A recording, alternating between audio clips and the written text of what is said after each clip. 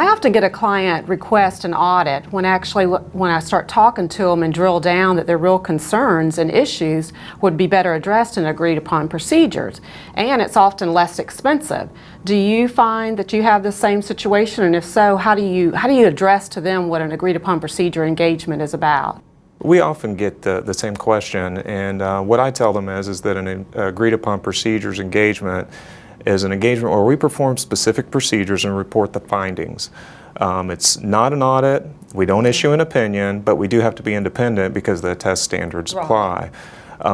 Usually a third party's involved, so it usually involves either a regulator or a banker or a purchaser or something of that nature. Right. With an agreed upon procedures, it's different from a consulting engagement because it's much more specific in nature. A consulting engagement is very flexible and subjective, kind of gives us a little bit of room to move and think of some things to do on the go.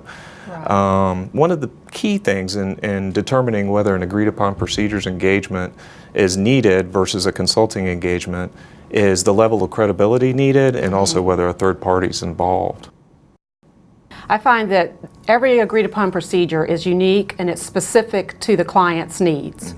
That, I mean, really it's the client's needs that identify the procedures that we're going to do, and then we evaluate the sufficiency of those procedures to meet the client's needs.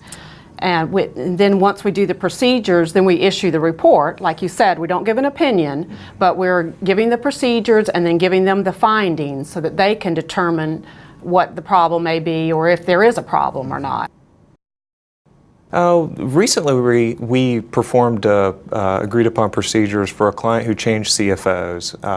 The board was very concerned that the closeout procedures were getting handled timely and accurately. So in conjunction with the board, we developed some procedures to come in and make sure that bank recs were done timely, make sure that the reconciling items on those bank recs were being done accurately, also taking a sample of some checks written and deposits made to make sure approvals were being done timely, and just making sure the closeout and the financial statements were being done accurately and timely. That's the biggest one that we've done lately. Right, I've had some that we've looked at specified contracts and the expenses related to those contracts, insurance proceeds, the expenses with that, special projects.